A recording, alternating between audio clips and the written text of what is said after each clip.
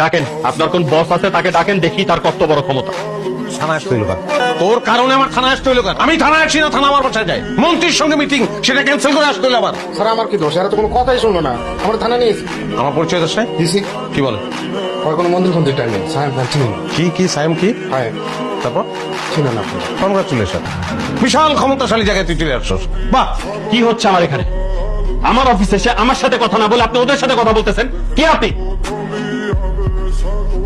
আপনার অনেক সাহস।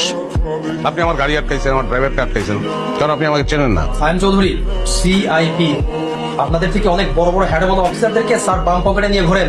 মন্ত্রী সুলতান মাহমুদ, আমার চাচা, মন্ত্রী ফিরোজ আলম, আমার ফুপা।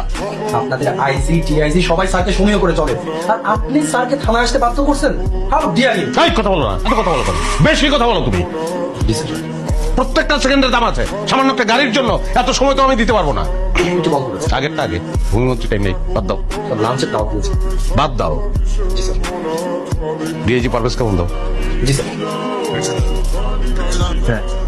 আমরা মনে ভুল করে ফেলছি স্যার, কারণে যদি আমার কোনো ক্ষতি হয় তাহলে ক্ষমা করবেন স্যার। আসসালামু আলাইকুম স্যার, আপনার সাথে কথা বলবেন। ওয়ালাইকুম আসসালাম। আমি সরি আপনাকে ফোন করতে বাধ্য হলাম। আমি চাই একজন অফিস সাসপেন্ড হোক, এবং সেটা রাইট নাও।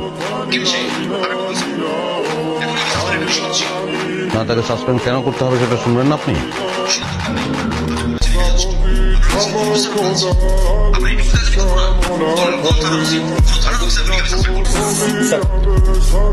সরি আসলে